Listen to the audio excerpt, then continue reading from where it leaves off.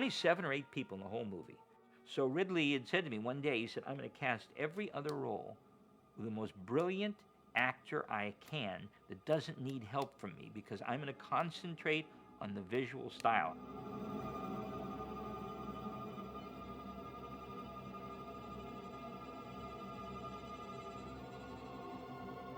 We had wanted not to use a classic star for the film. When you see, and talk, and people read and read and read, and there's always one that suddenly goes bang, that's the one. Ridley Scott had asked me to cast his first film, which was The Duelists, and we'd worked together really well, and it was very enjoyable. So totally different from Aliens. It was Napoleonic Wars, full of character actors. First of all, I felt I wanted to see every actor in the United States in the directory. Okay, so I think we did see every actor in the United States, in Los Angeles, New York. It was about as far removed as you could get from his first film, because the script was very, very linear. It was very few stage directions. You could not tell who was a man and who was a woman. I sensed deliberately. We wrote it to be all men. So I'm getting everybody their due. There's a lot of people that had to make some good guesses here. I think maybe that's the only way most of the really great movies get made. But there's somebody in each spot that's doing something amazing, and you don't think of it, and wow, it's part of what makes it magic. David Giler and Walter, who sort of took over the writing from Ron and from Dan, I think they came up, I'm not sure whether it was David or not, idea of sort of to try and break the mold of making Ripley a woman, and of kind of making it more, I mean, the truck drivers in space analogy I think is a pretty good one, and that appealed to Ridley because, the thing that didn't appeal to him as an art director was sort of, shiny Flash Gordon surfaces and things like that. He wanted the thing to be just like a battered old truck where there was bits of tape over cracks in the chairs they sat in and things like that. And we realized that studios might resist it. Even though we went to Corman first, we thought that Fox might not make the movie unless we managed to make it as commercial as possible. So we had a little asterisk. Please note, any one of the crew members, or let's say 2, could be females if you want to have it go for a wider, broader appeal. But to all truth, we did not in any way remotely conceive the idea that the lead, Ripley, would be a woman. We were looking it over, and Walter and I sort of thought, here's this one character, not too interesting, and we thought, this studio, this is made, I hate to say this, but for very cynical reasons, this studio is making Julia and Turning Point, and they really believe in the return of the woman's movie. But we get a lot of points, if we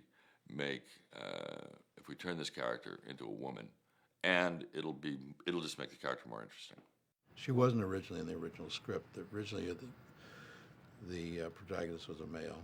So Laddie said to us one day, can Ripley be a woman? And we looked at each other, we said, yeah, but it seems kind of funny. I mean, they've never done that, a woman in a space horror movie as the leading character. And he said, well, I have a feeling that's going to make it unique. And we started going through lists of actresses and who was right for the role. You have to remember that Sigourney Weaver in those days was not a big star, and she tested for the part. I got this audition. They'd sent me the script, which, of course, not knowing the Ramboldi designs, I pictured this big yellow blob of gelatin chasing these people, and nothing as elegant as what it turned out to be. And I actually went to the wrong place. And I called my agent, I said, it was like Friday afternoon. I said, I don't know, the script was... She said, just go. I'd met Sigourney on the last go in New York. She'd come recommended because of a play that she'd been doing on Broadway. She was known as a real comer on Broadway, right? And I didn't see the play, I just met her. As I remember, we were in the Regency Hotel at the time. Sigourney, for some reason, had gone to another hotel. We did not know this. And she was due at, 2:30, and 2:30 arrives, and 2:45 arrives. 10 minutes to 3 arrives, and then we hear, I can't say running feet in the corridor, but we hear fast-paced feet coming toward the door and then slowing down and composing itself. And the bell rings and Mary opens the door, and Ripley was standing there. This extraordinary-looking woman, tall, commanding presence. And I was wearing these very high hooker boots, and I looked about 7 feet tall.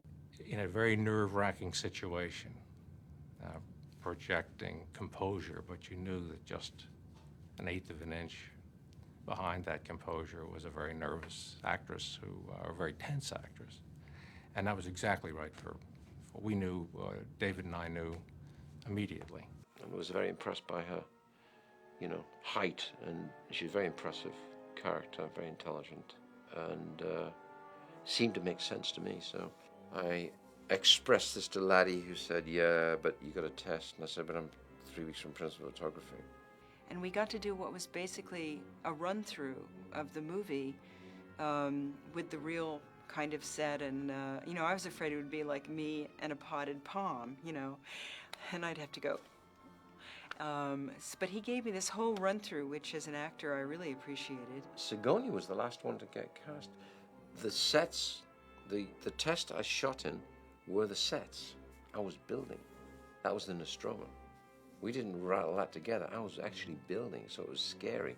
What I didn't like about it that much was my performance, because I was trying to be tough instead of just what I discovered in the course of this, which was my first film basically, was you don't try to, you just play each scene for what it is instead of trying to work on an arc.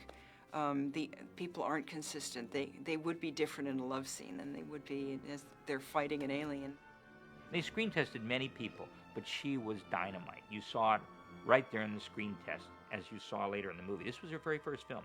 It's all behind the eyes. My intuition, always in casting, is from the second they walk through the door. When I see somebody walk through that door, I knew somehow this was her.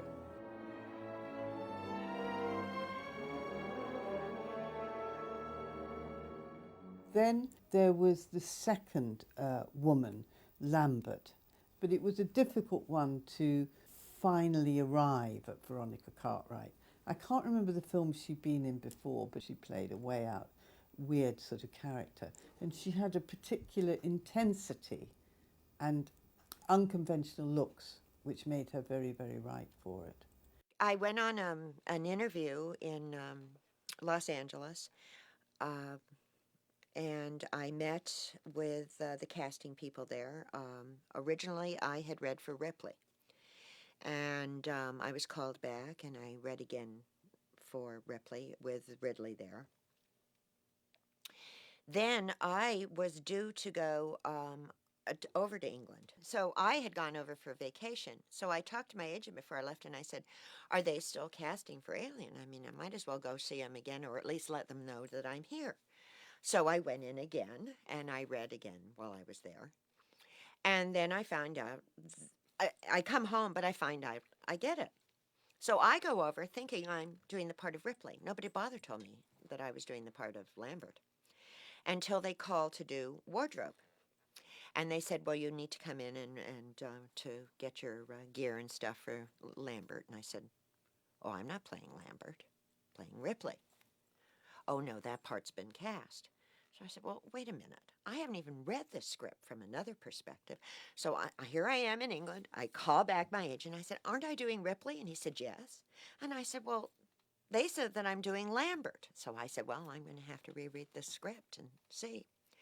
So I reread it, and it bothered me a lot that she was so weepy all the time. I mean, every time she seemed to, but they convinced me that I was the audience's fears. I was reflection of what the audience is feeling. What you wanted to avoid all the way through was these people looking like just ordinary, bland, nice, middle-of-the-road, middle-class people. That would not have. They had to be vivid. You were stuck with them in this capsule, or whatever you want to call it, for a long time, and they had to be vivid and very clearly defined. When I read Alien initially, I wasn't drawn to the project. Ridley wasn't attached. It was, my understanding was going to be a $2 or $3 million budget on it. And I thought, well, you're not going to make an effective film for that. And, you know, it's a nice piece of material, has potential, but you're not giving it that potential. And that, I thought, was that.